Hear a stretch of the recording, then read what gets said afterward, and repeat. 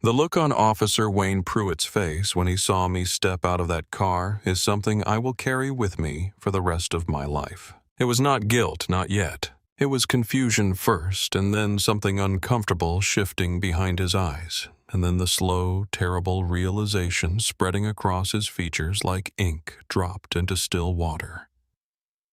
You could watch it happen in real time.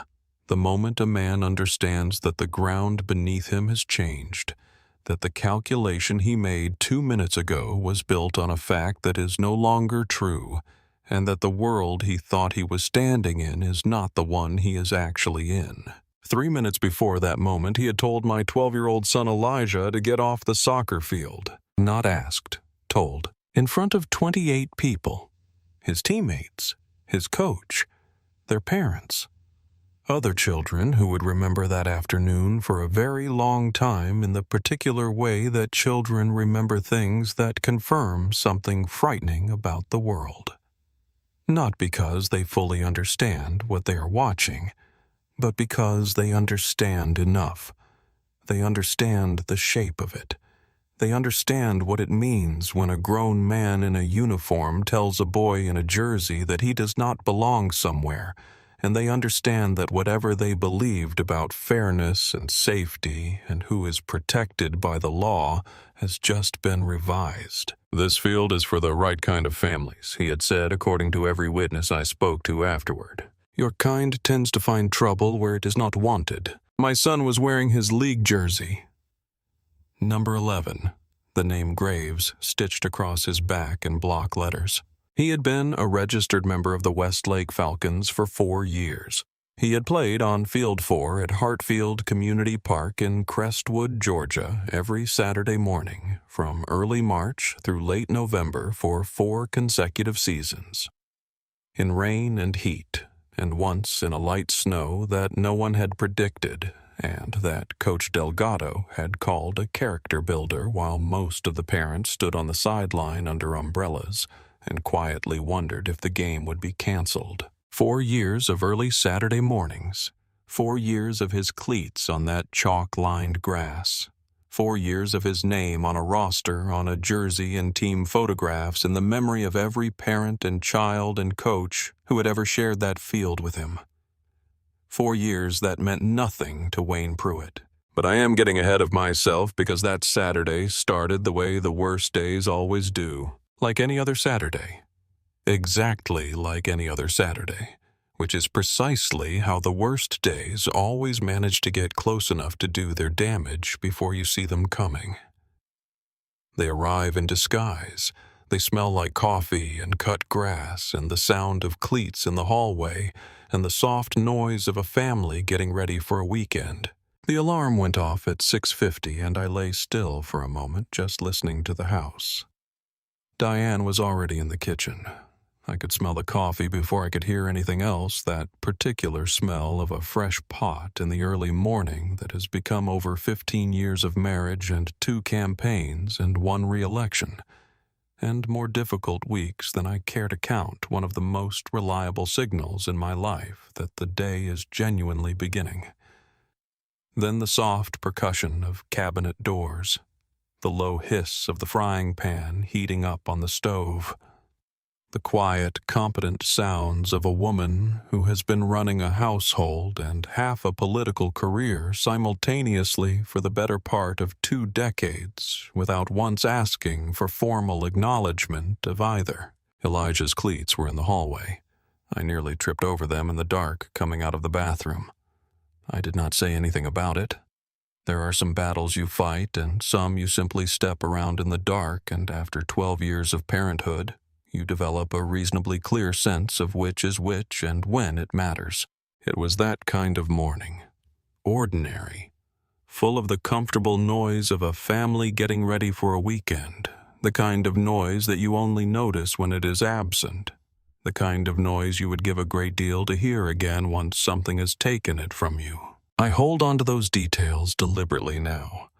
Everything that came after made the ordinary feel like something borrowed rather than given, and I find myself wanting to remember exactly what it felt like to exist inside those unremarkable 30 minutes before the day became something else. The smell of the coffee, the clatter of the pan, the cleats in the hallway, the particular quality of a Saturday morning that belongs entirely to itself and has not yet been claimed by anything larger. Elijah was downstairs before I was already in his uniform. Black shorts, the gold and green jersey of the Westlake Falcons, the name Graves, stitched across his shoulders in block letters. He was eating cereal at the kitchen counter, bent over his phone with the particular stillness of a kid watching something he does not want interrupted. The kind of stillness that is not really stillness at all, but rather focused attention directed somewhere you cannot see, somewhere behind his eyes, in the space where a 12-year-old keeps whatever he is currently most interested in. He was 12 years old, but when he concentrated, he looked older. There was a focused quality to his expression at those moments that Diane always said came from me, and that I always said came from her, and we have been cheerfully passing that particular attribution back and forth between us for 12 years, without either of us ever winning the argument or either of us minding very much that we have not. I reached past him for the coffee pot. "Big game today," I said. "It's a scrimmage," he said without looking up from his phone. "Still counts." He glanced at me, then one eyebrow slightly raised with the patient expression of someone too polite to say that is factually incorrect, but who wants you to know he is thinking it clearly and has simply chosen out of courtesy not to say it out loud. Diane laughed from the stove. I laughed too. Elijah allowed himself a small, private smile before returning his attention to his phone. Those moments seem important in retrospect. Laughter before something comes along and changes the quality of the light. The warmth of an ordinary kitchen on an ordinary morning before the day decides to be something other than ordinary. I drove Elijah to Hartfield Community Park myself that morning. Diane would meet us later. She had a call scheduled with her mother about a family anniversary dinner that 6 different people with 6 different obligations had been trying to coordinate for the past 6 weeks without success. The particular challenge of a large extended family in which everyone has somewhere they need to be, and no one's calendar aligns neatly with anyone else's. The plan was straightforward. Drop Elijah off at the park entrance. Drive across Bellevue Avenue to the coffee shop on the corner. Sit in the car with the folder of constituent mail I had been meaning to work through since Thursday morning, and had not yet found a clean, uninterrupted hour to address. Be back at the field before the second half of the scrimmage began. 22 minutes door to door. Simple. The way plans always seem simple before something happens to demonstrate that they were not. Elijah spent the drive with his earbuds and feet propped on the dashboard despite the 30-odd times I had asked him over the past calendar year not to do exactly that. I noticed it. I chose not to say anything. There are mornings when the small corrections feel worth making, and mornings when the sun is at a certain angle through the windshield and your kid is listening to music and will be jogging toward something he loves inside the next 20 minutes. And you decide that today the feet on the dashboard are not the thing that matters. This was one of those mornings. I just drove. I was glad I did. Hartfield Park on a Saturday in April had a specific smell and a specific quality of light that I have loved since the first season Elijah played there when he was 8 years old, and the jersey was too large, and he was absolutely certain he was ready even if the jersey had not yet received the message. Cut grass and damp earth, and someone always grilling something even before 9 in the morning, which I have never entirely understood as a phenomenon but have come to accept as a permanent feature of Saturday at Hartfield, as reliable as the chalk lines on the fields and the low metal bleachers and Coach Delgado's battered green thermos that he carried to every practice and every game for as long as I had known him, and that I suspected contained more history than coffee at this point. The Falcons had Field 4, the third, from the main parking lot, well-kept, chalk-lined with proper nets and low metal bleachers that caught the morning light at an angle that made the whole scene look a little more golden than the world around it. It was a good field, a real field. The kind of field that a kid who loves soccer dreams about playing on when the dreams are the good kind. When we pulled into the lot, I could already see players warming up, running patterns in pairs along the far sideline. Parents unfolding folding chairs from bags and arranging them along the near side. Coach Delgado pacing the touchline with his clipboard and his thermos pacing the way he always paces, the steady, measured back and forth of a man who processes his thoughts best while moving. Everything looked right. Everything looked exactly like every other Saturday morning for the past 4 years. Everything looked the way it was supposed to look. "Text me when warm-ups are done," I said as Elijah reached for his bag from the back seat. "You can see the field from the parking lot, Dad. Text me anyway." The look. The particular look that says I am simultaneously the most embarrassing and the most predictable person he has ever encountered in his 12 years of life, and that he has chosen to endure both of these qualities with a patience that is either genuine or very well performed, and that he suspects I would prefer to believe is genuine. And then he was out of the car and jogging toward the field, pulling his earbuds out in one practiced motion the way kids do when they have been doing something long enough that it has become as automatic as breathing. And I watched him go. Number 11. Name on his back.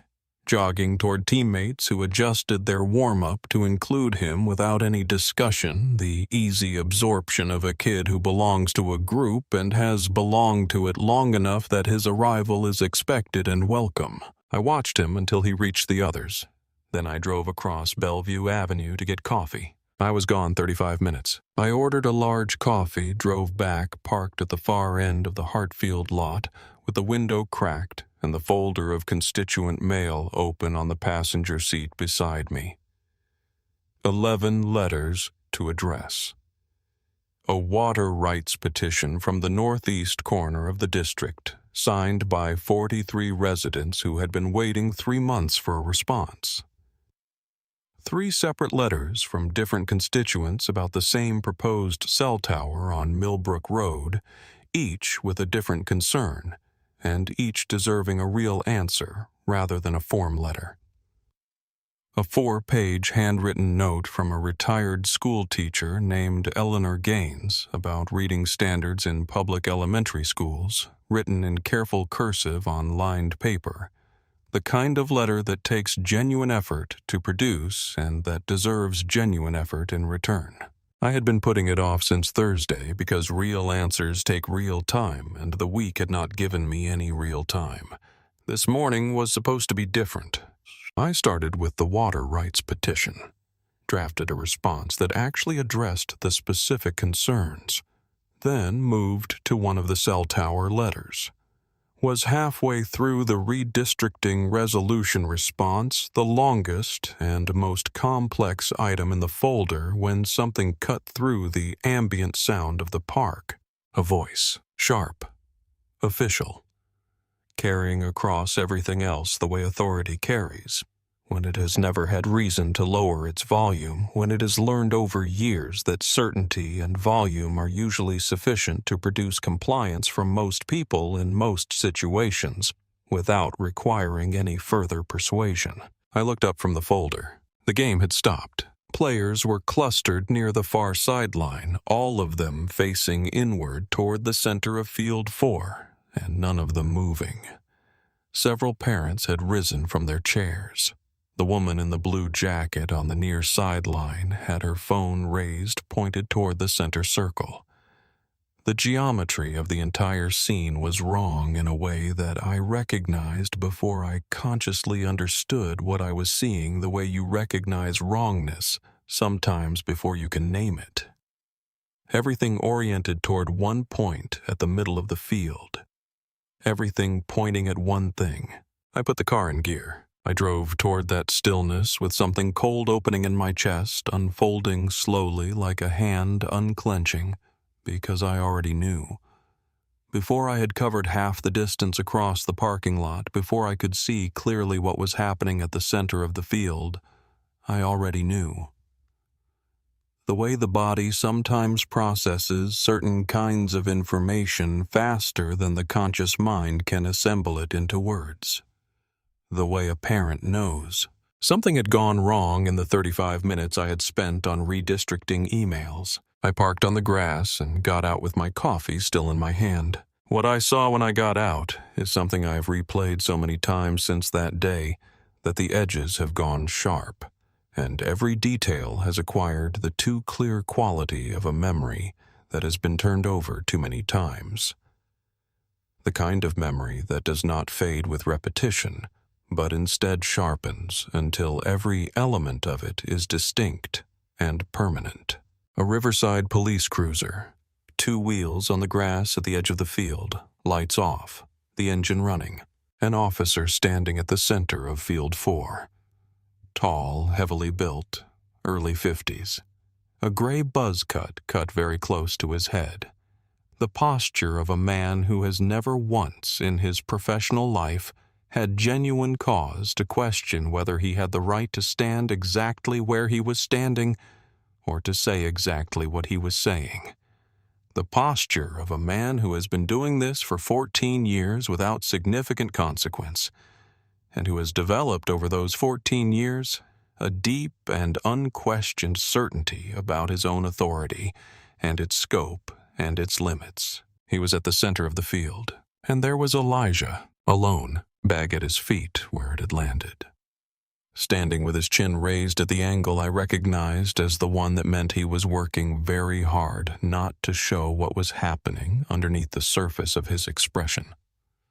Working with a focused discipline that a 12-year-old should not yet have had occasion to need.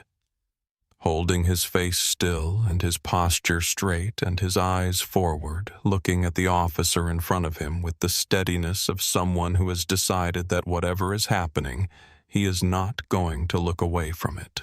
The officer was speaking with the unhurried ease of someone who has no reason to believe he will be corrected. The ease of a man operating within what he understands to be his established and unquestioned domain. "I already told you once," he said as I crossed the grass toward them with my coffee still in my hand. "This field is for scheduled league activity. You do not have authorization to be here. Move along before this becomes something more formal." "I'm on the team," Elijah said. His voice was steady, steadier than mine would have been. Steadier, I think honestly, than mine would be even now with everything I know and everything I have done since that morning. "I'm on the Westlake Falcons. I've been on the team for 4 years. Coach Delgado can show you my registration right now if you need to see it." The officer's voice dropped half an octave into something quieter and somehow considerably worse than louder would have been. He took one step toward Elijah, one deliberate step, not rushed, measured, and everyone watching felt that step land. "I do not care what you think." "You are," the officer said. "I am telling you what I see. And what I see is someone who does not belong here. So I am going to tell you one more time to pick up that bag and move along." The paper cup burned my palm when I gripped it. I felt it from far away, from somewhere outside the place where my full attention had gone. The way you register small physical sensation when the rest of your brain has moved into a different kind of focus entirely. When something shifts inside you, from ordinary human response into something more fundamental, more deliberate, more completely still. Because Elijah was looking at me. He had seen me coming across the grass from the parking lot, 12 years old, chin still up, hands at his sides, eyes on mine, waiting, not asking me to fix it. Not frightened in any visible way, though I knew he was frightened because I have watched his face for 12 years. And I know where he keeps the things he does not want to show. Not angry, just checking. "Is this real? Is this actually happening?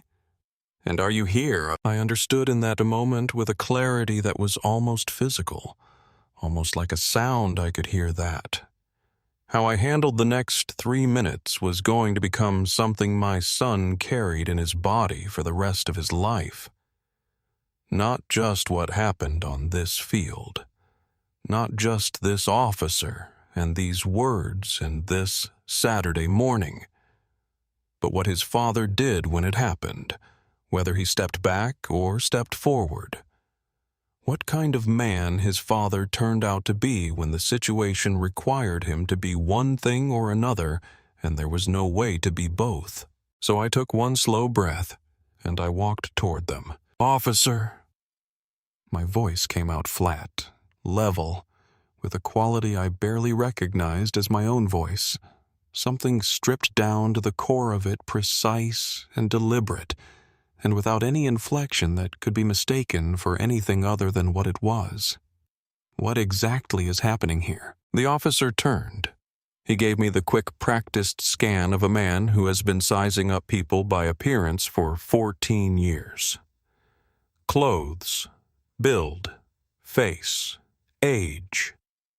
And he made his calculation in under 2 seconds, the arithmetic of assumptions dressed up as assessment, and arrived at a conclusion about who I was and what I represented and how much of his concern I deserved.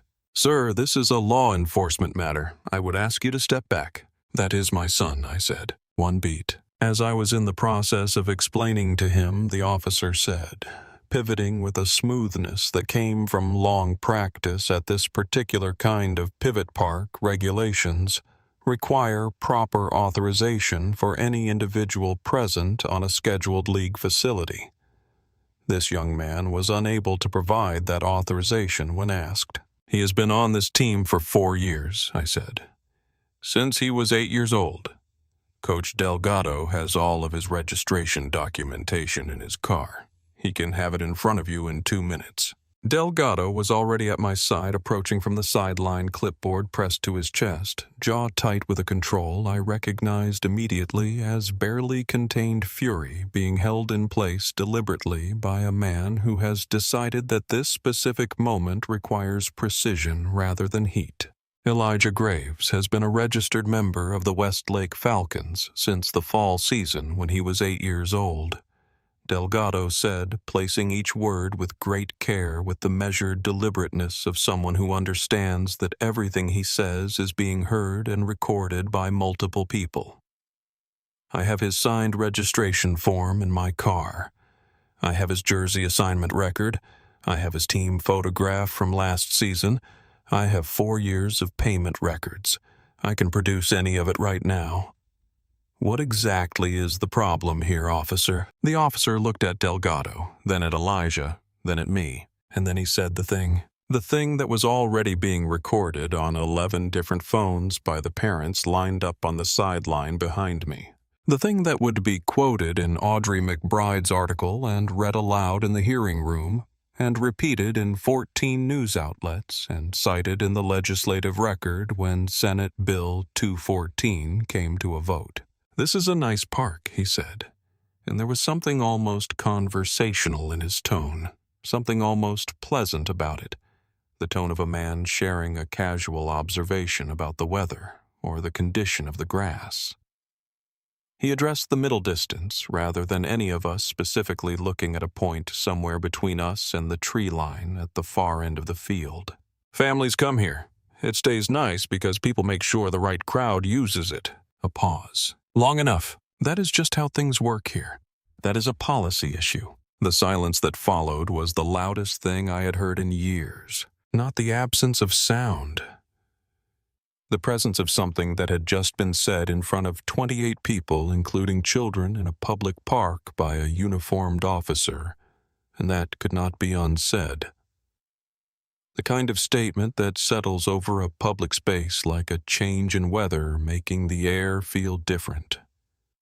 Making everything that happens next carry a different weight than it would have carried before. Elijah was looking at me. His eyes were level, patient, and very old in that moment. Old in the way children sometimes get old all at once when something confirms what they had quietly hoped was not really true about the world. not fully true. Not true in the simple, direct way that a uniformed man standing in front of you and saying it out loud in a public place in front of your teammates, in front of your coach and their parents, and the people who are supposed to be safe people in your life makes it true. He was not asking me to fix it.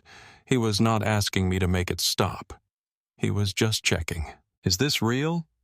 Are you here? It was real, and I was here. I took my phone out of my pocket. Your name and badge number, I said. He gave it the way someone gives you the time of day when they pass you on the street.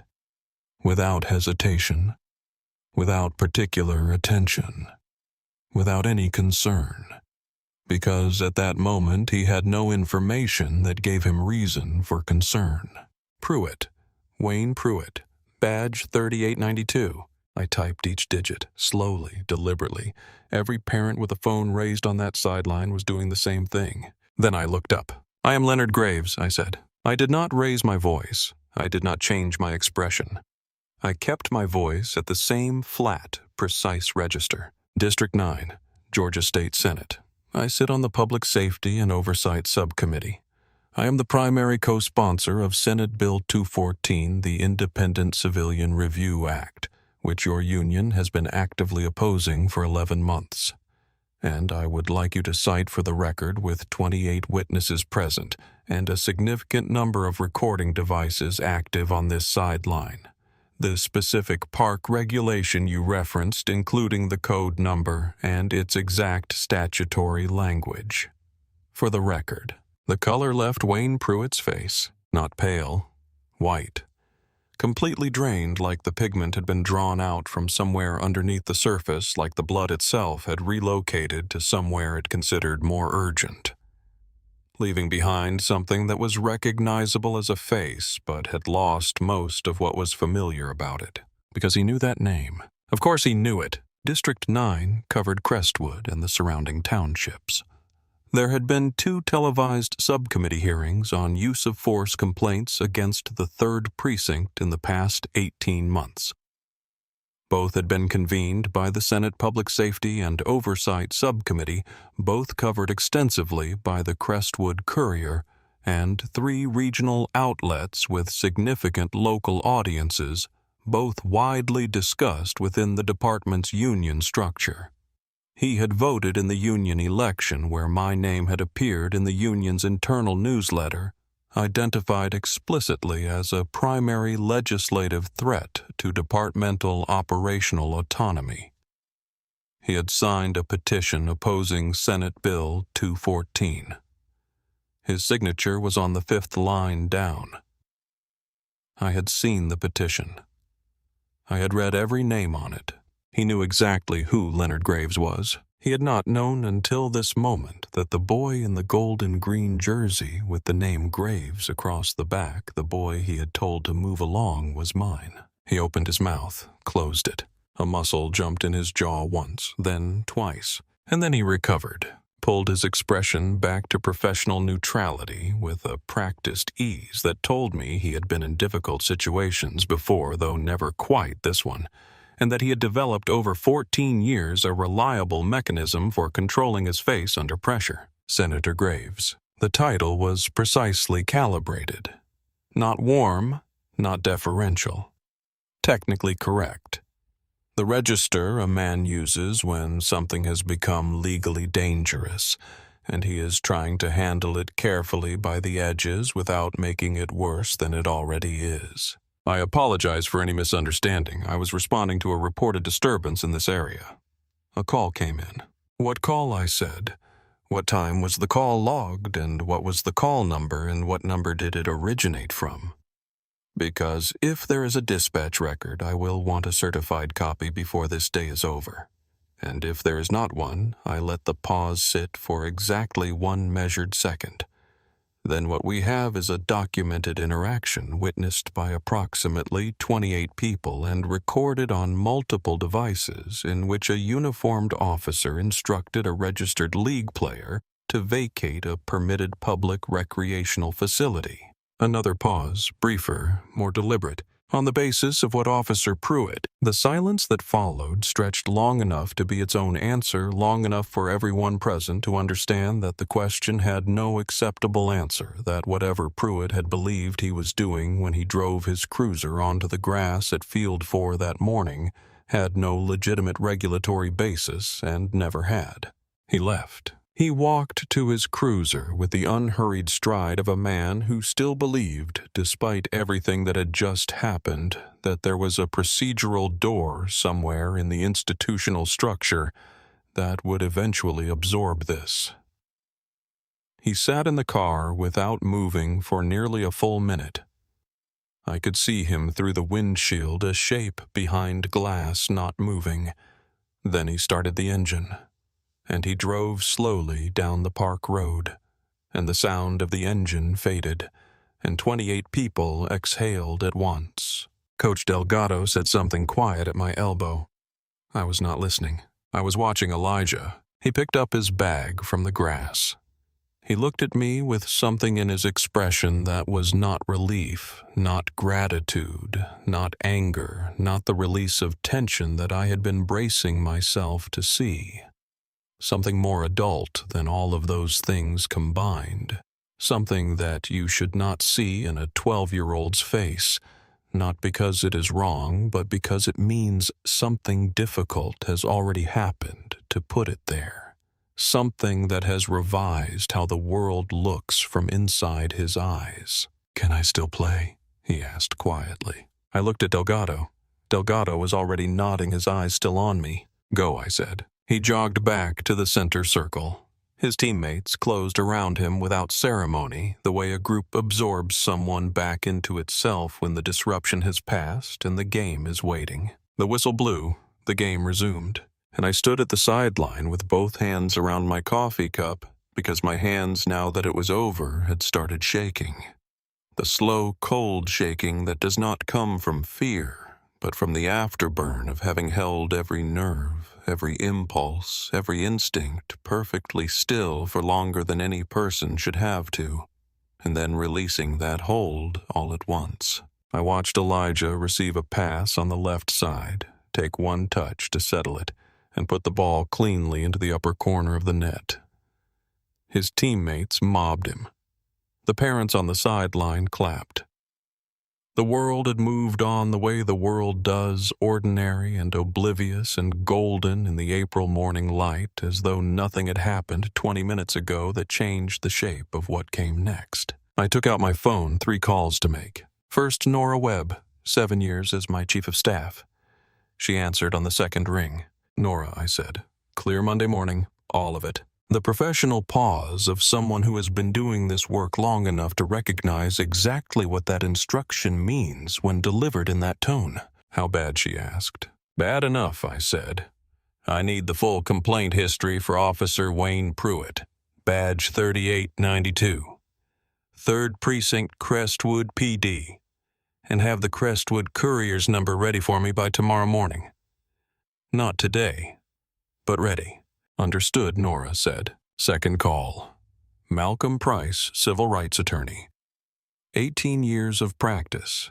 The kind of legal mind that builds cases the way a craftsman builds furniture, each joint checked before the next is made. He called back in 20 minutes. I gave him the short version. He told me to speak to no one at the department until he had advised me on approach. Third call.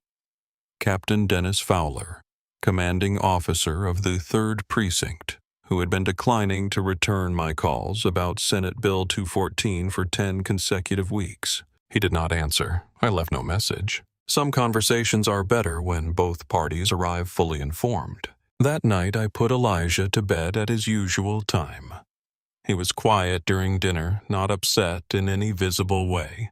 Just quiet in the way of someone working through something that has not yet resolved itself internally into words or conclusions. He ate. He answered Diane's questions about the game with the straightforward brevity of a kid reporting facts. He carried his plate to the sink without being asked, and then he paused in the kitchen doorway and looked at me. "You handled it right," he said. Then he went upstairs. Diane and I sat at the table after he was gone. She poured herself a second glass of wine and sat with it for a while and said, eventually quietly, that she was proud of how Elijah had stood. That raised chin. The way he had not looked away. "I know," I said. "What happens now?" she asked. "I have some reading to do," I said. I opened my laptop at the kitchen table at 9 that night.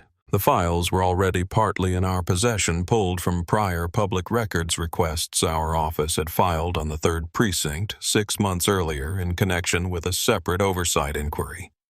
I accessed those files now with a focus I had not brought to them the first time. I started with Wayne Pruitt. 9 documented complaints in 4 years. I read each one in sequence, taking notes on a yellow legal pad.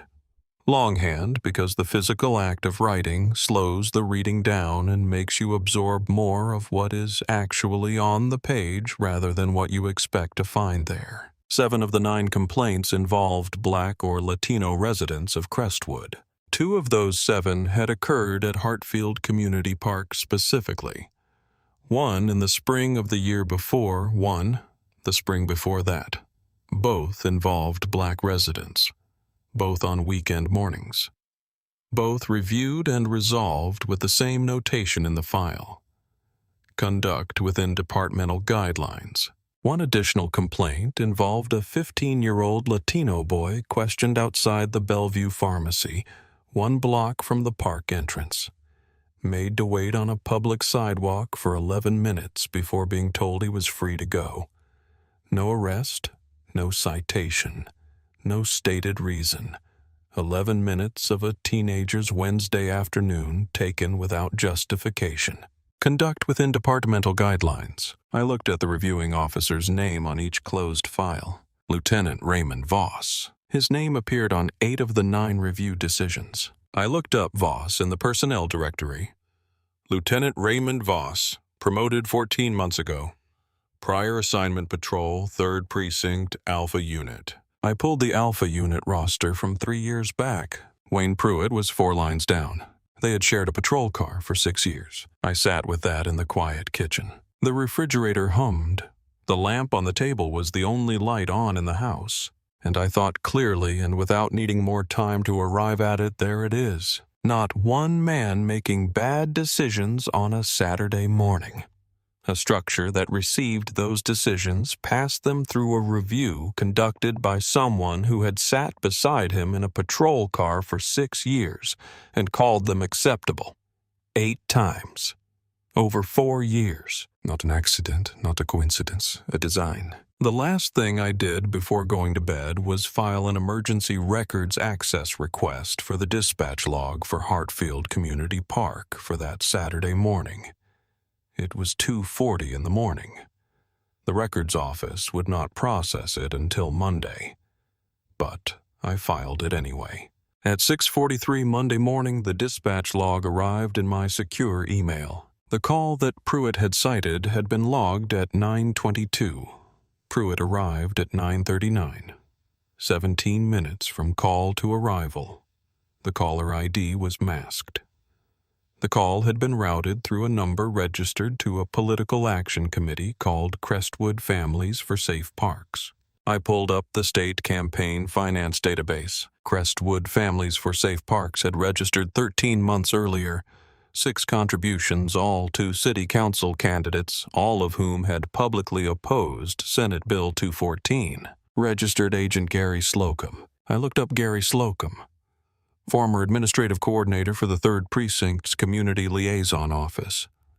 Employment ended 4 weeks after I announced Senate Bill 214 publicly. 4 weeks. I read that 3 times. Then I stood up and walked to the window and let myself understand what I was looking at. The call was not random.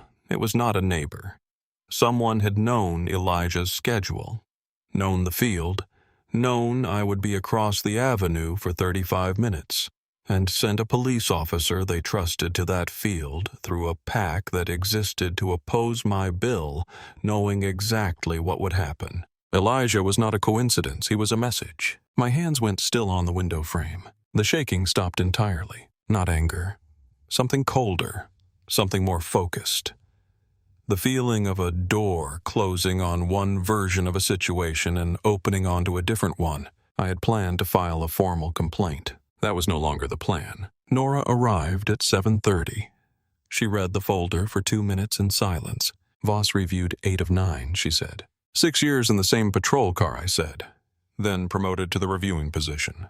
Who reviewed the 9th? Voss's supervisor, Captain Fowler, who retired 7 months later and then consulted for the Union Legal Defense Fund. Nora was quiet. Leonard, she said, this is not a complaint. This is a pattern. I know what it is, I said. There is more. I told her about the dispatch log, the PAC Slocum's employment history, the 4 weeks. She processed it. How do you want to handle it? She asked. The same way I handle everything I said. Carefully, completely, on the record. Malcolm Price arrived at 9. He listened to everything. 3 questions. Did I have the dispatch log? Did I have the PAC documentation and Slocum's employment history? And did I have at least 3 witnesses to what Pruitt said on the field? Yes, and 28. He wrote something on his pad. Federal civil rights provisions are implicated, he said. The review pattern and the PAC connection create significant exposure. Give me 48 hours before the press. I gave him 36. Then I called Audrey McBride. 5 years covering the 3rd Precinct for the Crestwood Courier. The kind of reporter who sources everything 3 times before printing a word. The kind whose stories take longer and are harder to challenge when they appear. She listened without interrupting. 1 question when I finished. Can you document all of it? Every word I said. Before Audrey published, Cecile Forrest came forward through a mutual contact. She had been on the near sideline at Field 4 on Saturday, and she had raised her phone within seconds of seeing Pruitt's cruiser on the grass. 53 photographs. The centerpiece showed Elijah standing alone at center field, chin raised, bag at his feet, and Pruitt's silhouette in the foreground behind him, heavy and certain and already wrong. Elijah had not looked away. That was what stayed with me about the photograph. Among everything it captured, the thing that stayed was that my son had stood there 12 years old and had refused to look away. I asked him about it later, quietly. My hands were kind of shaking, he said. But I thought if I looked at him wrong, it would be worse. 12 years old, hands shaking, chin up, eyes forward. Audrey published Tuesday evening. Precise. Sourced. Thorough. 9 complaints. 1 reviewer. 1 former patrol partner. 1 PAC. 1 masked phone call routed through that PAC 17 minutes before an officer arrived at a public park. 1 12-year-old boy in a gold and green jersey told he did not belong on his own team's field.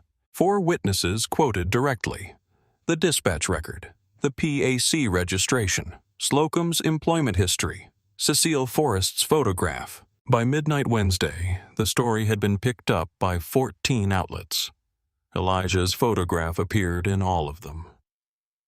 That image, a 12-year-old boy, chin up alone on a public field he had played on for 4 years, traveled faster than anything I had put my name on in 12 years of public service. By Thursday morning, the 3rd Precinct issued a statement. Incident under departmental review. 6 words, no acknowledgement, no apology, nothing specific. The police union issued a separate statement calling the article a politically motivated attack on a decorated officer with 14 years of service. By Thursday afternoon, Gary Slocum had deactivated all of his social media accounts. By Thursday evening, Lieutenant Raymond Voss had inquired through an intermediary about early retirement eligibility. Captain Fowler called my office at 8:47 Friday morning. I let it ring 4 times. Senator Graves, he said.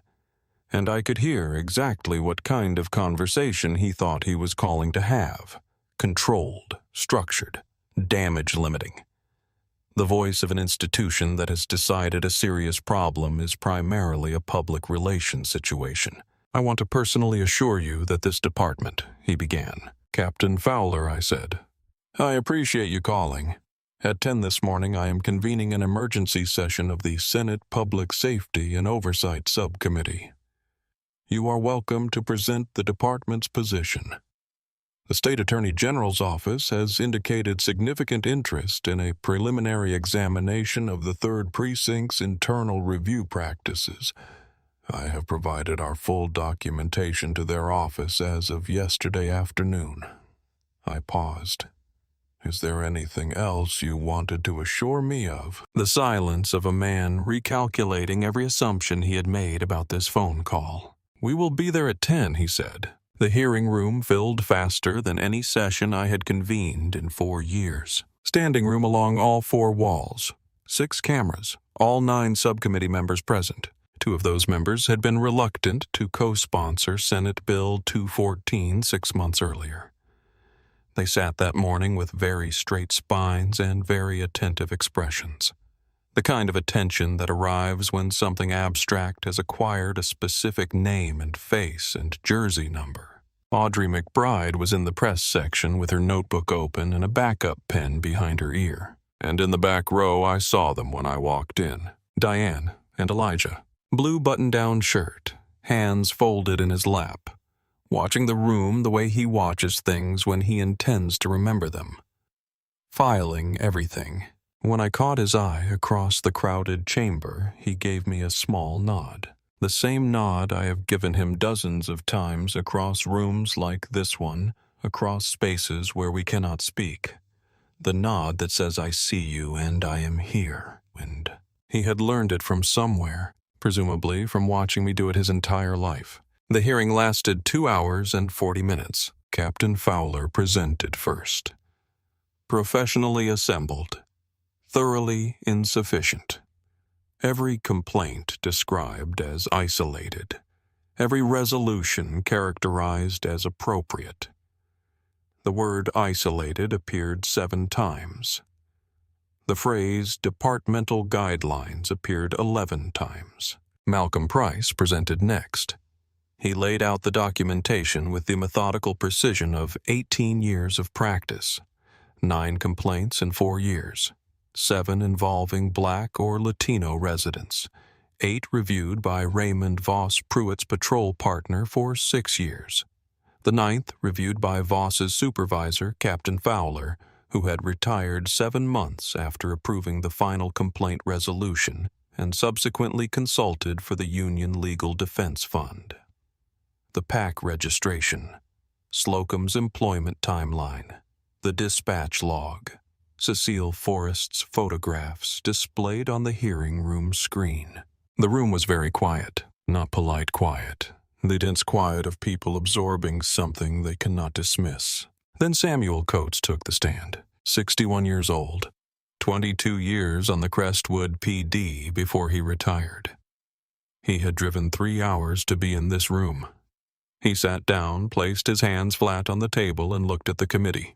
He described calmly and in careful detail a culture within the 3rd Precinct in which certain complaints simply did not get investigated, in which certain officers understood that their conduct would be reviewed by someone who would protect them, in which a phone call between men who had shared a patrol car could redirect a uniformed officer to a public park on a Saturday morning, and that officer would know from years of operating within this structure that nothing would follow. Nothing had followed, 9 times over 4 years. When Samuel Coates finished, the room held the densest silence I have heard in my years of public service. I waited 1 beat, leaned into the microphone. Officer Pruitt told my son, and I am quoting from 4 witness statements, "What I see is someone who does not belong here." I let that sit. Elijah Graves has played on Field 4 at Hartfield Community Park for 4 years.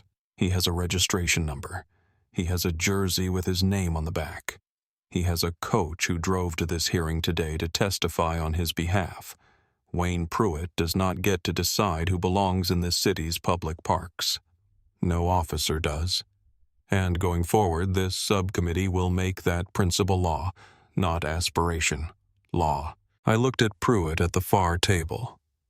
Face composed. His attorney had spoken to him. He did not speak. For once in his professional life, he was following advice. This is not about one incident. This is about what happens when a pattern is protected by proximity and relationship and the convenience of friendship. 9 complaints, 1 reviewer, 0 accountability. That ends here. I looked at my colleagues on the committee. We have a bill to pass. Senate Bill 214 passed the subcommittee 4 days later. 7-2.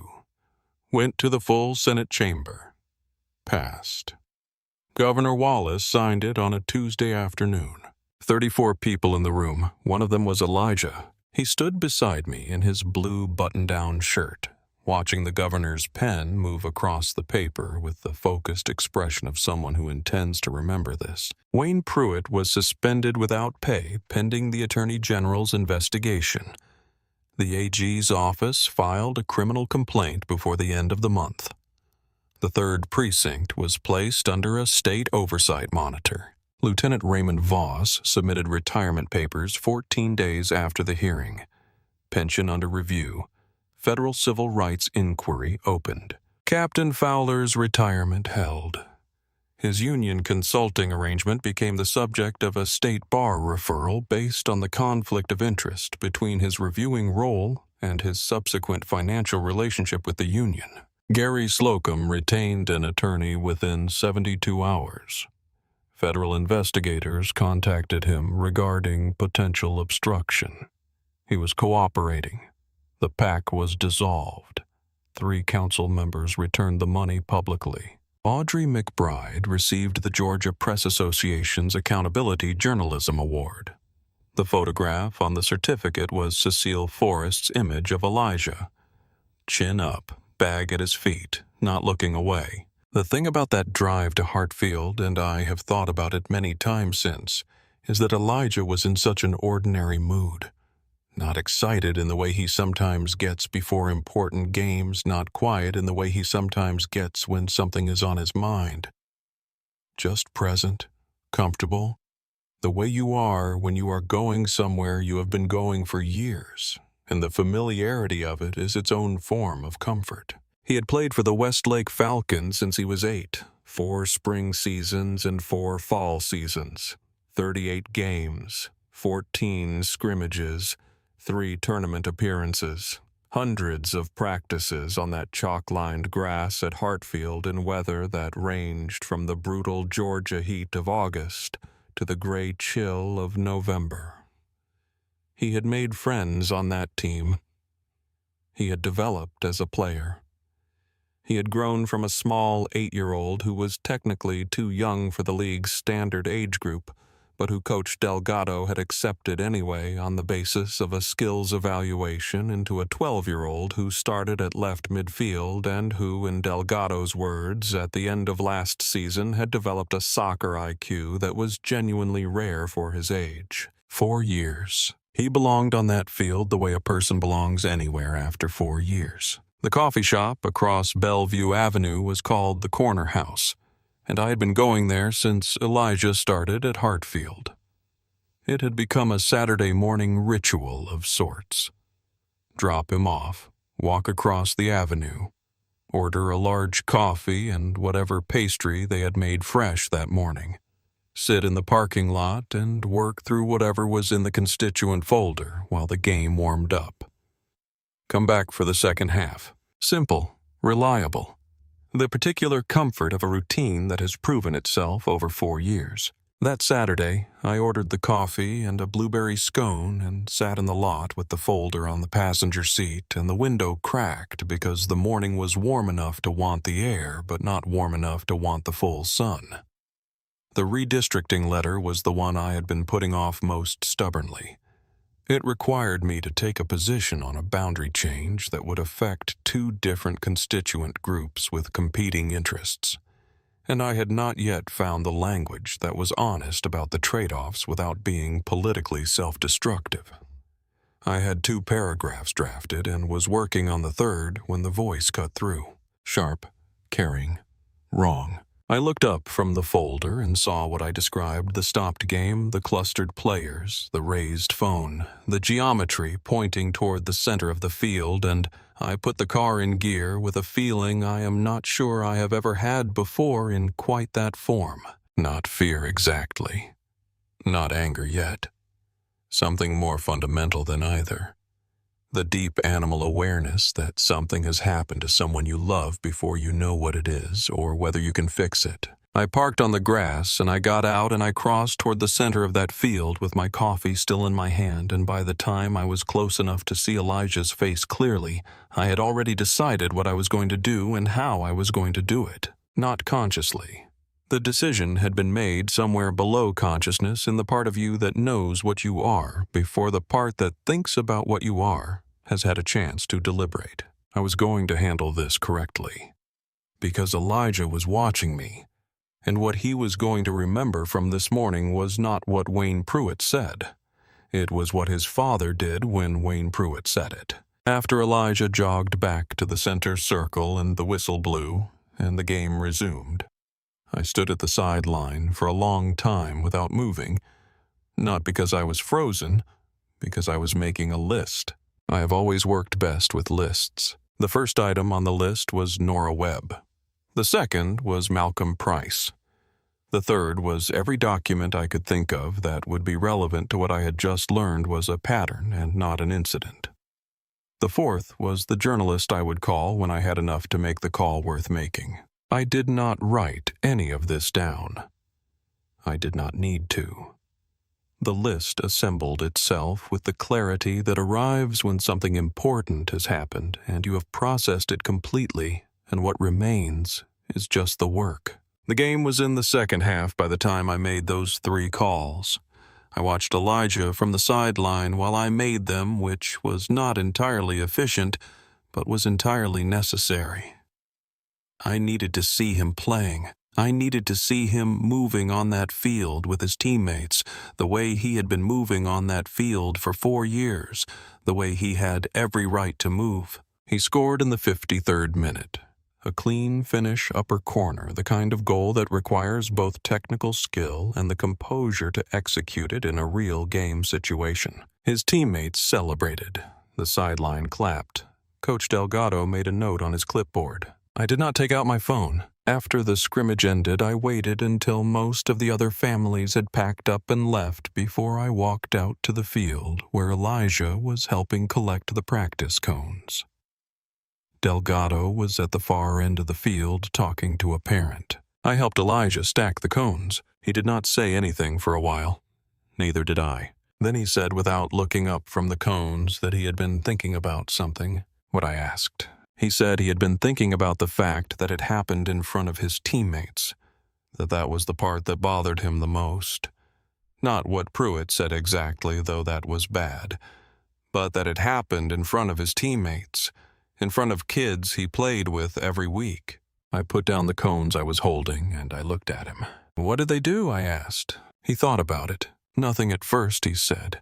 Everybody kind of froze, but then Marcus came and stood next to me, and then Kai and Damon. They just kind of stood there.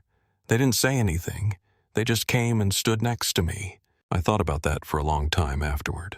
3 12-year-olds coming to stand next to their teammate without saying anything, not because anyone told them to or because they had been trained to do it, but because they understood on some instinctive level that standing next to someone matters. That presence matters. That the geometry of solidarity, 3 bodies shifting from the sideline to stand near the person who was alone in the middle sends a message that is as clear as any words. I thought about what those 3 boys understood at 12, that Wayne Pruitt at 52 and 14 years on the force had never managed to understand. That belonging is not something one person has the authority to revoke. That what a field is for is determined by who plays on it. That the right crowd, if such a phrase means anything, is the crowd that shows up and plays. The week between the Saturday at Hartfield and Audrey McBride's publication was one of the stranger weeks of my professional life. Strange because it looked ordinary from the outside.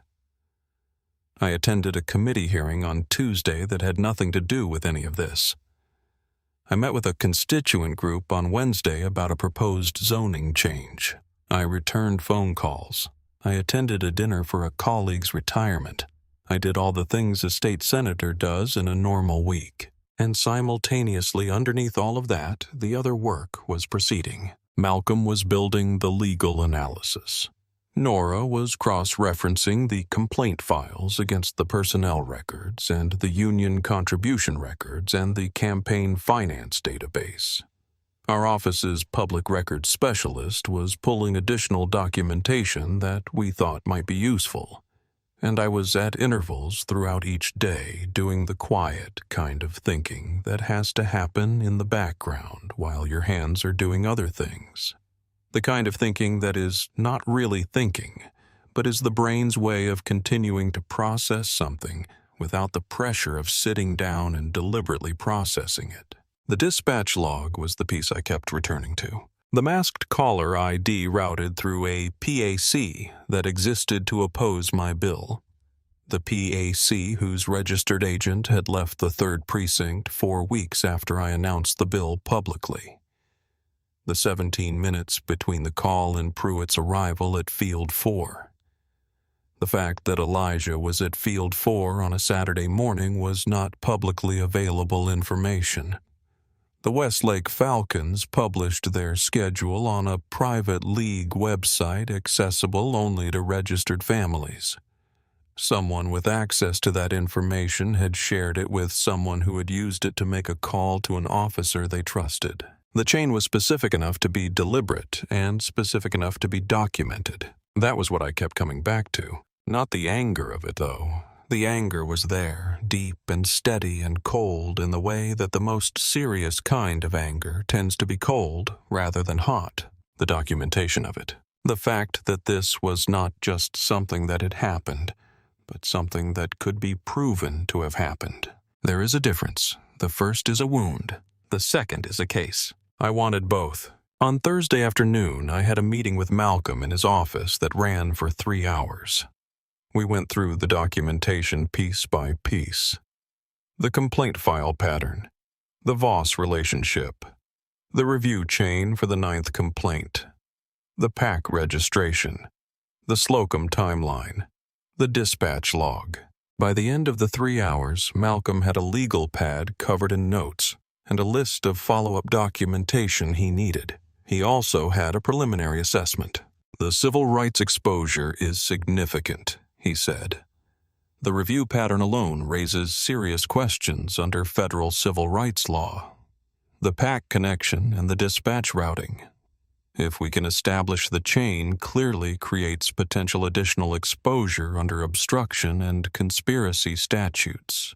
And publicly I asked. Publicly, he said, this is the kind of story that changes things, if it's told correctly. If the documentation is airtight and the sourcing is unimpeachable. It will be, I said. He believed me.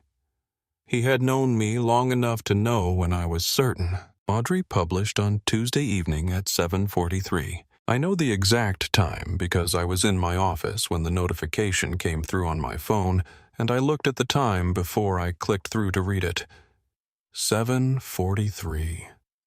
The kitchen lamp was still on at home, which I could see through the window because I had not yet drawn the blinds, and I could see Diane moving in the kitchen starting dinner, and I sat in my office and read the article through from beginning to end. It was good. Not good in the way that a piece of journalism is sometimes good because it is exciting or dramatic or inflammatory. Good in the way that matters, which is precise and careful and fair and documented. She had used the complaint files I had provided without reproducing them in a way that would compromise their legal usefulness. She had quoted 4 witnesses by name, each of whom had independently agreed to go on record. She had described the PAC connection and the Slocum employment history with the specificity that comes from documentation rather than inference. She had let the dispatch log timestamp speak for itself, and she had described Cecile Forrest's photograph, not just as an image, but as what it was. A record. A 12-year-old boy standing alone on a public field where he had played for 4 years with a uniformed officer's silhouette behind him and his chin raised and his eyes forward and his hands at his sides, not looking away. I read the article through twice. Then I called Diane and told her it had published. Then I went home for dinner, and we did not talk about it during the meal, because Elijah was at the table and we had agreed not to discuss it with him until we knew how it was going to develop, which was a decision we revisited 4 days later when it became clear that everyone in his school had already seen the photograph and that not discussing it was no longer a viable position. By 9 that night, the story had been picked up by 3 outlets. By midnight, it was 14. By the next morning, the photograph of Elijah was on the front pages of 11 newspapers, and the social media shares had reached a number that Nora, who monitors these things, professionally described as substantial, but not yet extraordinary. By Thursday afternoon, it was extraordinary. The particular quality of that photograph, the chin, the raised posture, the bag at his feet, the officer's silhouette behind him, and the gap between them that told you everything about what kind of authority was being exercised there. Something about the combination of those elements reached people in a way that was difficult to explain except by saying that it was the image of a child refusing to be diminished, and that people recognized that and were moved by it. Elijah, when I finally explained to him the full scope of what was happening, was quiet for a long moment. Then he said, with the directness that has always characterized the way he processes difficult information, that he was glad someone had taken the picture, because now people could see what it actually looked like. I told him that was exactly right. He thought about that. Then he asked me what was going to happen to the officer. I told him I did not know yet, but that I was going to make sure we found out. The night before the hearing, I slept badly and woke early and lay in the dark for a while, listening to the house. The same sounds I had listened to on the Saturday morning that started all of this. The refrigerator. The distant sound of a car on the street outside. The particular quality of quiet that settles over a sleeping house in the hours before dawn. I thought about what I was going to say. I had notes, of course. I had been preparing the statement for the subcommittee for several days. I knew the facts I was going to cite, and the sequence I was going to present them in, and the argument I was going to make. All of that was prepared. What I was thinking about in the dark was not the prepared material. It was Elijah's face on the field, the particular expression I had seen when he looked at me across the grass before he knew I was his father's son, and after the shift in his expression in the moments after I said my name, and the officer's face went white. Not triumph, not relief, something more complicated. The look of a kid who has just watched something confirm something he needed confirmed. That what his father does when something like this happens is step forward. That what his father does is stay. That what his father does is see him. I got up at 4:30 and made coffee and sat at the kitchen table with my notes and read through them one more time, and when I was done, I was ready. The morning of the hearing, Elijah asked to come. He said it at breakfast in the same tone he uses for most direct requests, straightforward and without preamble. He said he wanted to be there. He had missed school for less important things, and this seemed important. Diane looked at me. I looked at Elijah. He held my gaze with the steady patience of someone who has already decided what the answer is going to be and is simply waiting for the adults to catch up. "You can come," I said, "but you sit in the back. You do not speak to anyone from the press. And if at any point it becomes too much, you tell your mother and she will take you out." He agreed to all 3 conditions without argument, which told me he had already thought about all 3 and had no objection to any of them. He wore the blue button-down shirt. He pressed it himself. He was downstairs before I was. The hearing room was fuller than any session I had convened since my first term. Standing room along all 4 walls by 9:45. The television cameras were positioned along the left wall, 4 of them, plus a pool camera for the legislative record. The press section was full.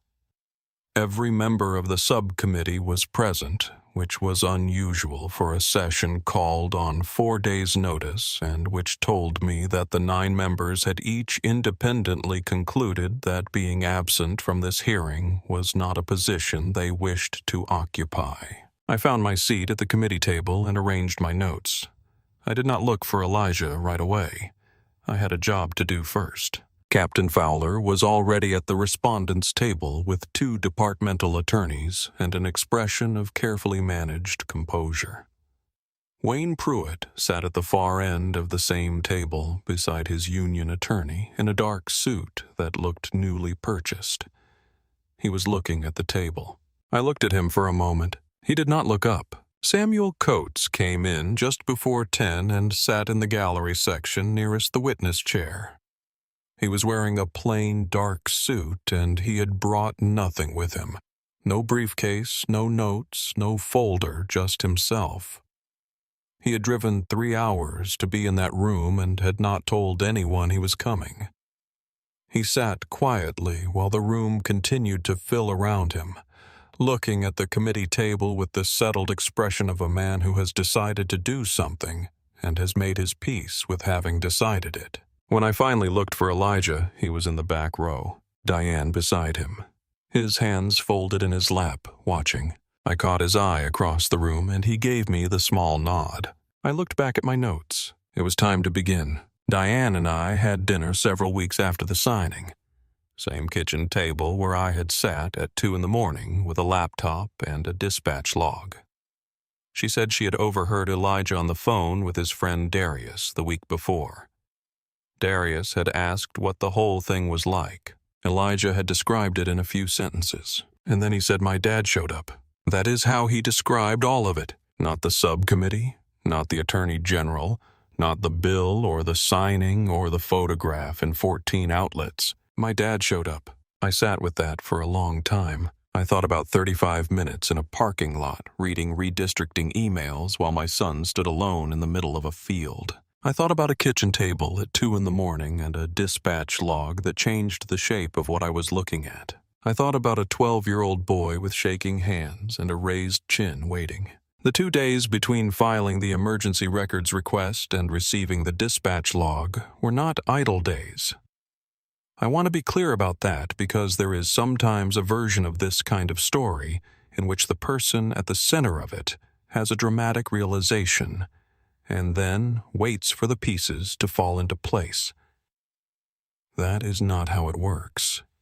The pieces do not fall into place on their own. Someone puts them there. Nora and I worked through the complaint files in detail on Sunday afternoon, after she came into the office at noon, which she did without being asked. She had read the initial briefing I had sent her the night before, and she had come to the same conclusion I had come to, which was that this was not something that could be handled in a normal sequence of steps at a normal pace. We divided the work. She took the personnel records and the union membership and contribution data. I took the complaint files themselves, reading each one line by line for language patterns and procedural anomalies that might be useful later. By Sunday evening, we had a clear picture of the review chain for all 9 complaints. Every complaint that had gone to Voss had been closed within 10 days. The one complaint that had gone to Fowler directly had been closed in 7. The language of the closure notations was nearly identical across all 9 slight variations in phrasing, but the same structural conclusion conduct within departmental guidelines with no additional description of what investigation, if any, had been conducted to support that conclusion. 9 complaints, 9 identical outcomes. One consistent pattern of language that told you nothing about the investigation and everything about the conclusion. Nora flagged something in the union membership records that I had not noticed. The Policemen's Benevolent Association of Crestwood had Wayne Pruitt listed as a member of its internal disciplinary defense committee. He was one of 6 officers who served in an advisory capacity when union members faced formal disciplinary review. He had served in that capacity for 4 years, during which time Raymond Voss, who was also a union member, had reviewed 8 of Pruitt's 9 complaints, during which time Captain Fowler, who was also a union member, had reviewed the 9th, during which time all 9 complaints had been closed in the officer's favor, not necessarily improper on its face. Unions exist to protect their members, and that protection is legal and legitimate. But the combination. Pruitt on the Disciplinary Defense Committee, Voss as reviewing officer, Fowler as secondary reviewer, all three within the same union structure, all three with existing professional relationships that predated their roles in the complaint review chain. That combination, when documented carefully and presented in the right context, was going to be very difficult to characterize as coincidental. I made a note to have Malcolm review this specific angle. By the time the dispatch log arrived Monday morning and completed the picture, we had already been working on it for 36 hours. Malcolm came to the office on Monday afternoon with the PAC documentation his own research had surfaced. There was more to it than I had found working alone in the early morning hours. Crestwood Families for Safe Parks had not only made contributions to city council candidates who opposed Senate Bill 214. It had also paid for 3 mailers distributed to registered voters in Crestwood's 2nd and 4th wards that fell partially within District 9. The mailers described the oversight bill in language that was technically accurate and deliberately misleading, describing the Civilian Review Board provision as an attack on officer discretion and public safety. 2 of those 3 mailers had been distributed within 60 days of the Saturday morning at Hartfield. Malcolm laid the documentation on my desk and looked at me. Someone was running a coordinated campaign, he said. The mailers, the council contributions, the PAC registration timed to the bill announcement, and the dispatch call. These are not separate events. I know, I said. He was quiet for a moment. You understand that this is going to get personal, he said. They will characterize this as a senator using a family incident to advance a political agenda. I understand, I said. You're going to need to make the story about Elijah, not about the bill. The story is about Elijah, I said. It always was. That is not a strategic framing. That is what actually happened. He nodded. Then he said quietly that he had a son of his own. 14. Played basketball. Had been pulled over twice in the past year for reasons that were never made clear. I know, I said. It's a different thing, he said, when it's yours. It's the same thing I said.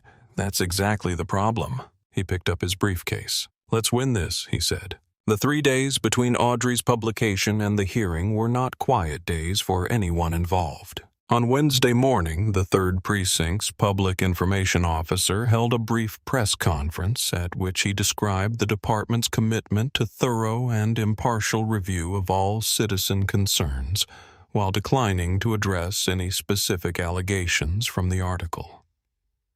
He was asked 4 direct questions and answered none of them.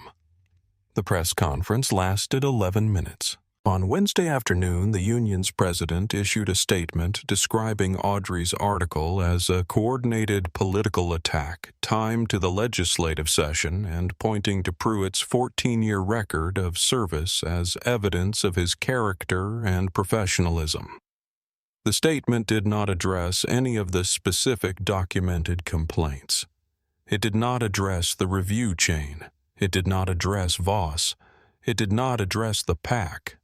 It addressed none of the substance and all of the framing, which is a predictable strategy, and one that rarely holds up once the substance is presented in a formal setting. On Wednesday evening, I received a call from a colleague on the Public Safety Subcommittee who told me she had heard from the governor's office that the governor was monitoring the situation closely.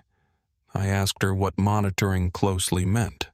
She said she believed it meant the governor was watching to see whether the subcommittee handled it or whether it would need to be handled differently. I told her the subcommittee was going to handle it. She said she was glad to hear that, and that she would be there on Friday. On Thursday morning, Diane came to my office at lunchtime, which she almost never does. She sat across from my desk and looked at me for a moment. "How are you holding up?" she asked. "I'm fine," I said. She gave me the look that means she knows I am not being entirely honest, and has decided to let me have it, because I am going to need the energy for something else. "He asked me something this morning," she said. "What did he ask?" "He asked whether the officer was going to lose his job." "What did you tell him?" "I told him I didn't know, that his father was working on it." She paused. "He said that was good enough. I thought about that for the rest of the day. After the hearing ended and the cameras had been packed up and the gallery had emptied and the committee staff were gathering their materials, I sat at the committee table for a few minutes by myself. The room was very quiet. The particular quiet of a room that has been full of something important and is now holding the residue of it. I sat with my notes in front of me and my hands flat on the table, and I thought about the retired officer Samuel Coates and the 3 hours he had spent in his car on a Thursday morning driving to a hearing no one had asked him to attend to testify to things he had kept to himself for years. I thought about Coach Delgado, who had come to the hearing in his Falcons windbreaker with the team logo on the chest, who had sat in the gallery for 2.5 hours, and who had not needed to say a word because Malcolm's presentation had said everything that needed to be said, but who had come anyway because he wanted to be present in the room where it was being said. I thought about Cecile Forrest, who had raised her phone in the first seconds because something in her understood what was happening before she could have articulated it, and who had kept it raised and steady for the entire encounter, and who had come forward without being asked, and who had given me the photograph that would become the image on the front pages of 11 newspapers. I thought about all the people who had done the things that needed doing without being asked to do them, who had understood on their own that this was a moment that required their presence, that the story being written at Field 4 that Saturday morning was one that needed witnesses, and that being a witness was not a passive thing, but an active one. And then I thought about Elijah, in the back row in his blue button-down shirt with his hands folded in his lap, watching the room the way he watches things when he intends to remember them. Learning something about how rooms like this one work and what you have to do to make them work for you and for the people you are trying to protect. Learning it in real time in the specific way you learn things when you watch them happen rather than being told about them. I gathered my notes and stood up and walked to the back of the room where Diane and Elijah were waiting by the door. Elijah looked at me. "Did it go okay?" he asked. "It went well," I said. He nodded. "Good," he said. And he opened the door and held it for me. "If this story has meant something to you, please subscribe our channel. Not for the number. Because these stories deserve to be told, and the only thing that changes patterns like this one is refusing to look away from them." In the weeks after the governor signed the bill, I made a point of attending every Westlake Falcons game for the rest of the spring season. Every one. Home and away practice, scrimmages, and official matches. I sat on the metal bleachers at Hartfield and at Millbrook and at Brayburn Fields across town with my phone in my pocket and my attention on the field, watching Elijah play in the way I had always meant to and had too often found something else to fill the time with instead. The parents who had been at Hartfield that Saturday morning, the ones who had stood and raised their phones and who had watched me walk across the grass and had given statements to Audrey, and in several cases had testified in the subcommittee hearing, those parents became something different to me in those weeks. Not friends exactly, though some of them became that too. Something more specific. People who had been present at the same moment and who understood without it needing to be said what that moment had meant and what it had changed. Cecile Forrest became someone I spoke to regularly. She was an emergency room nurse who had grown up in Crestwood and whose son had played for the Falcons for 3 seasons before aging out of the league. She came back to watch the games because she liked the community of it and because her son Nate still came to cheer for his former teammates. She told me once at a Saturday game late in the season that she had not planned to take photographs that morning, that the phone had gone up before she had consciously decided to raise it. I asked her what made her do it. She thought about it for a moment. Something in his posture, she said. "Your son's posture." When he turned to look at the officer, something in the way he held himself. She paused. "I have 2 kids. I know what a kid looks like when they are holding themselves together under pressure, when they have decided to be braver than they feel. That is what I saw. And I thought this needs to be seen." She was quiet for a moment. "I was right," she said. Yes, I said, you were. The question Elijah had asked the morning after Hartfield, whether the officer was going to lose his job, remained unanswered for longer than I would have liked. The processes that were set in motion moved at the pace of institutions, which is slower than justice, tends to want, and faster than some institutions prefer. But they moved, and the movement was documented, and the documentation was public. And the public nature of the documentation was itself a form of accountability that the structure that had protected Pruitt for 4 years had never had to contend with before. The oversight bill was not a perfect solution. No single piece of legislation ever is. It was a beginning. A set of structures and requirements and accountabilities that did not previously exist, and that would make certain specific things harder to do in secret and easier to document and address when they were done. Nora described it to me once in terms I have thought about many times. She said that the value of oversight is not that it prevents every bad thing. It is that it changes the calculation for the person considering whether to do the bad thing. It changes what they have to believe about the probability of consequence. And when that calculation changes, behavior changes with it, not everywhere, not perfectly, but at the margins, and the margins are where most things happen. The margins are where Elijah had been standing. The margins are where Wayne Pruitt had operated for 4 years. The margins were where Senate Bill 214 was now planted, requiring body camera footage to be released, requiring civilian oversight, requiring documentation and audit and consequence. Not perfect, but planted and growing. There is something I want to say about the weeks immediately after the publication of Audrey's article, before the hearing while things were still unresolved and the outcome was not yet certain. That period was harder than the hearing itself. The hearing had a structure. It had an agenda, a time frame, a set of procedural rules that governed how people spoke and in what order and for how long. It had a beginning and a middle and an end.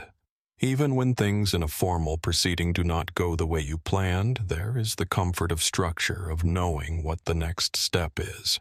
The week before the hearing had none of that. What it had was the awareness that something was in motion, and that I had set it in motion, and that the outcome was not under my control. I had done what I could do and given it to people whose jobs were to do the next parts, and I was waiting. Diane told me on Wednesday of that week that I was sleeping badly. I know, I said. She said Elijah had noticed. I know, I said. She said he had asked her whether I was okay. What did you tell him I asked? She said she told him that I was doing what I needed to do and that I was going to be fine. He said she told me that he knew that. He just wanted to know if I was okay. Those are different things, she had apparently told him. He thought about that and said yes, they are, and then went back to whatever he had been doing.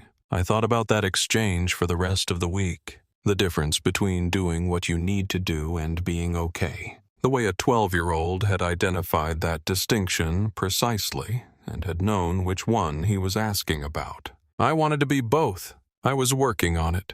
By the Friday of the hearing, I was closer to both than I had been on Wednesday, which is how these things tend to go. You work on what you can work on, and you stay with the thing, and eventually you arrive at the place where you are steady enough to do what needs to be done. Not perfectly. Not without cost. But steady enough. That is usually enough. When the governor's pen moved across the paper on that Tuesday afternoon, I was standing close enough to see his handwriting. It was smaller than I expected. Very controlled.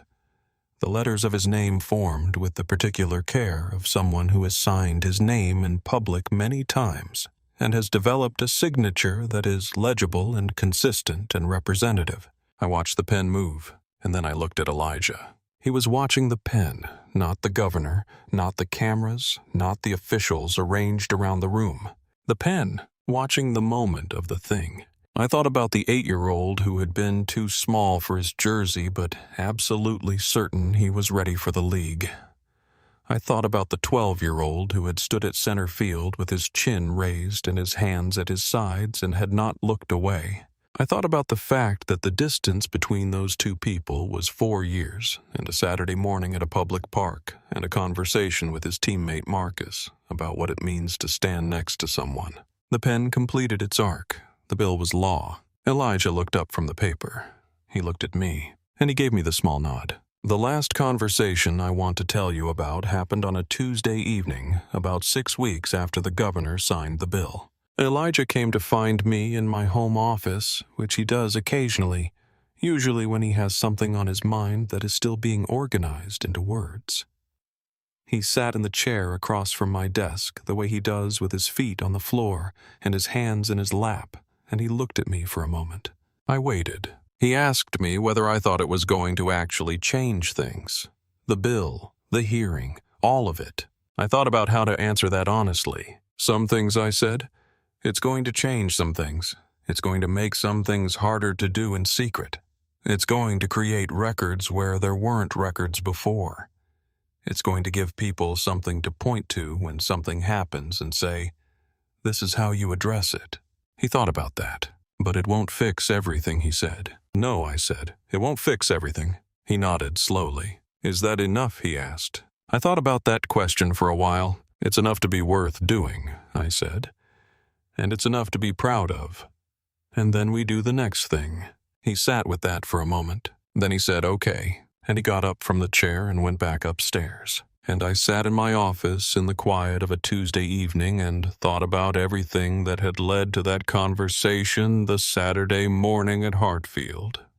The dispatch log, the hearing room, the governor's pen moving across paper, and the small nod my son had given me across a crowded room when I caught his eye, the same nod I had given him dozens of times, in the particular language of presence that exists between a parent and a child who are paying attention to the same thing and both know it. I sat with that for a while. Then I opened my laptop and started on the next thing. Last Saturday, I drove Elijah to Hartfield Community Park. Same parking lot, same walk to the third field, earbuds in, feet on the dashboard. I said nothing. When we pulled in, he grabbed his bag, got out, and paused with his hand on the car door. You staying this time, he asked. Whole game, I said. He nodded.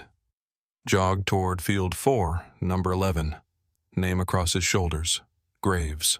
His teammates closed around him. Coach Delgado blew the whistle. I locked the car and walked after him. The grass was damp.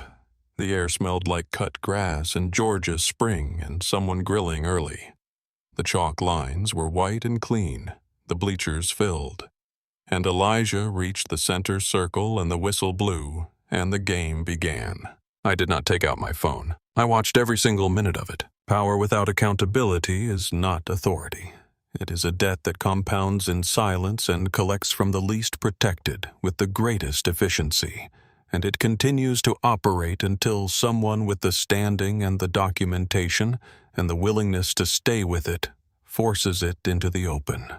Wayne Pruitt stood at center field and told a 12-year-old boy that what he saw was someone who did not belong. He had done that because 9 complaints over 4 years had taught him nothing would follow. He was wrong about whose son was wearing number 11. He was wrong about how much had been documented. He was wrong about what a badge means. For Elijah Graves Field 4 is just the third field from the lot. He jogs toward his teammates. Coach Delgado blows the whistle. The game begins. The morning smells like cut grass and someone grilling early. The grass is cut every Friday. The chalk lines go down before 8 on Saturdays, and the Falcons take the field same as always. The grass at Hartfield is cut every Friday morning by a groundskeeper named Vernon, who has been tending the park's fields for 11 years, and who, when I introduced myself to him one Saturday and thanked him for the condition of the fields, said that he took pride in his work and that he was glad someone noticed. I told him that the people who use those fields notice. He smiled and said he was glad to hear it. The chalk lines go down before 8 on Saturday mornings. Fresh every week. White and clean on the green grass. the boundary of a space that belongs to everyone who shows up and plays. I think about Vernon sometimes. I think about what it means to tend something, to maintain the conditions that allow something good to happen, to show up every Friday and do the work so that Saturday can be what Saturday is supposed to be. That is in its way what this whole story is about. The people who show up, the people who maintain the conditions, the people who refuse to let the boundaries be redrawn by someone with a badge and a certainty that was never earned. The Falcons take the field same as always. Except now, someone is always watching, and they know it. And it matters that they know it.